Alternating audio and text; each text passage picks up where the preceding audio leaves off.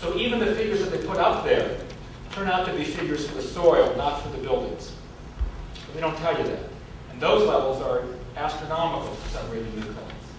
And then they tell you, and you heard it said just a moment ago, that the waste from these buildings, from this cleanup, will be sent to approved disposal facilities.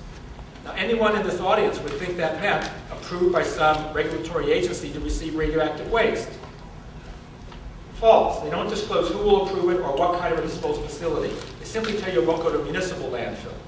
The truth is it's going to go to landfills in California that are not licensed or designed for radioactive waste. Last time we eventually learned it was going to go to Kettleman Hills, where they mix it with chemical waste. Chemicals make it migrate even faster. The two together become much more dangerous.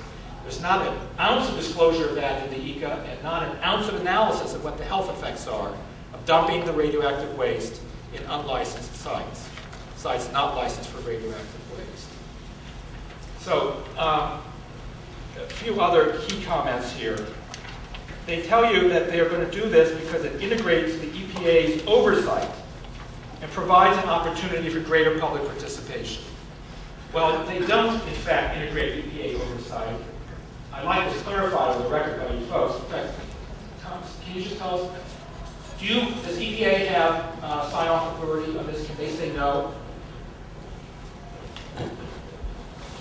And then you know as well as I do, as I want it for the record. In accordance with the 1995 Joint Policy Memorandum, EPA does not have sign-off authority. EPA is consulted with on the document and on the process. That's what the memorandum signed by DOE headquarters and EPA headquarters. But that's not what you say here. EPA oversight. So oversight means they can look over it, but they can't do anything about it. EPA in December of 2003 sent a letter to DOE which says your cleanup violates that 95 agreement. It's not safe for unrestricted use. You haven't characterized the site appropriately. You're using the wrong standards. And DOE said, we don't care what EPA says. We're going to do whatever we want. EPA said that it wasn't safe for anything except day hikes with restrictions on picnicking. And yet we've given out a fact sheet that says this is being done so there can be EPA oversight. Well, I'm sorry. If EPA says it's unsafe and you say we're going to do it anyway, that's not oversight.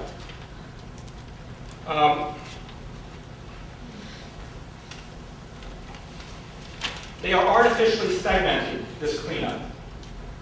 There's never been an environmental impact statement for the cleanup. $250 million of taxpayer money has been spent so far, and there's never been an environmental impact statement. They do it in bits and pieces, and even this bit is divided into sub-bits. We've just been told that the RMHF, which is what you think you're commenting on, is in fact going to be subject to a second process with the Department of Toxic Substances Control to deal with the chemicals. There's no reason to separate those things out. We should be able to integrate them all and be able to see what the total risk is. Another sin from this document is that they're looking at the risk just from the radioactivity. You're required by law to add in the risk from the chemicals. They tell you they're at the edge of the permissible risk range, but when you add in the risk from the chemicals, they're over even that permissible risk range. And then the core problem, they tell you that their objective is to clean this up anywhere between 10 to the minus 4 and 10 to the minus 6 risk. Well, that means 1 in 10,000 or 1 in a million risk. Because they're already using the wrong land use, even though they say this is unrestricted, the true risk, by their own numbers, is 1 in 10,000 to 1 in 100. And they say that those goals, they can go anywhere in that range. Well, the EPA CERCLA guidance says absolutely not. You have to shoot as close to 1 in a million as you can get. You can only fall back from that the minimum necessary, and only by using 9 balancing criteria from CERCLA. There's not a word in the ECA about using the 9 balancing criteria, and that consideration of how far to fall back is kept from you. They will quote-unquote make a risk management decision later. Give me another example of how it's kept from you. At the core of this is whether they're going to be measuring for the radioactivity honestly.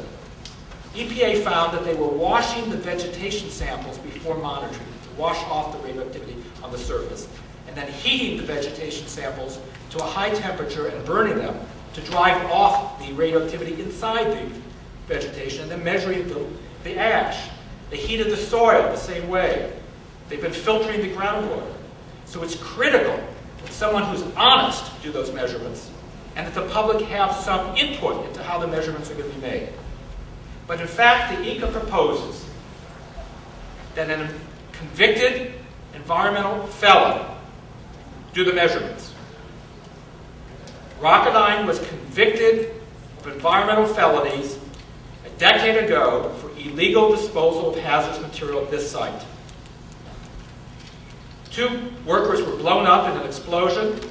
The company lied to the regulators, said it was legitimate research, and FBI raided the site, took away cartloads of documents. RNHF. No, this is exactly on point. You are having a convicted environmental felon do the monitoring for the RNHF. That is absolutely impermissible. No one can trust those results. They contaminated, they are a convicted felon, they've lied to regulators, and you cannot have an ECA that has any credibility if you are indeed saying, we will leave it to that felon to do the measurements. And we will keep the public out from any ability to comment on the protocols for the radiation measurements. Again, the ECA says we'll figure out how to do the measurements later, after the comment period has expired. So it's a sham. They want to leave huge amounts of radioactivity behind. They don't tell you the truth in the document, and the fundamental decisions will occur after the comments are over. They are racing to try to end this cleanup so that somehow they can claim before Mr. Bush leaves office that it's over and nobody can undo the mess that they've made. And it's unseemly. I'm going to stop now so that others can comment. Because there is a record that has to be created, I will speak again. Understand that you should get all of the comments in you can, because it does become part of the record, but understand they aren't going to listen to a word that you say. Dan, before you sit down, I agree other people need a chance to talk, but I want to make sure I understand what the comments are. So, when you roll through them, I think I got them. You are objecting to the alternatives that were considered. And the failure to consider anything other than do it their way or not Do do you have it. a suggested alternative you'd like the department to consider? Yes. Should be cleaned up, consistent with the EPA requirements, to the rural residential land use, which is agricultural. Okay, that's And that's item 1, they should be at the 10 to the minus 6 risk, and it not be able to fall back from that any further than can be demonstrated by the balancing criteria, but only with the public being involved, being able to comment on any proposal to not go to 10 to the minus 6. I've got that down there as number 5, but on the alternatives, And that's part of it. I mean, okay, there needs to be a cleanup number in this document that the public can see, and that cleanup right now number should be the preliminary remediation goals got it. published by the EPA for the rural residential agricultural scenario. That should be the cleanup number. Got it. What I was interested in is if you had a suggested alternative other than demolition, removal, or leave it in place. I understand you want the cleanup numbers. The waste from demolishing should go to a licensed radioactive waste disposal site. All the waste that has any radioactive contamination in it. Okay. And the cleanup has to be to the EPA agricultural PRGs. And wrong land use.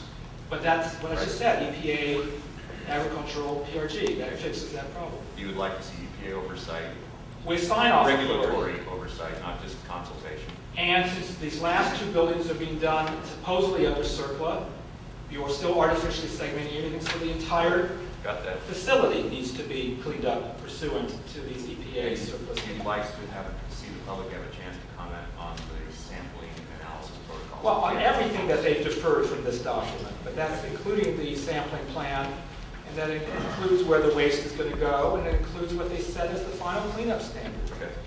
And there has to be independent monitoring, not by the felon, and you don't end up handing it over to Oak Ridge. I mean, this is astonishing. The Department of Energy contaminated this site.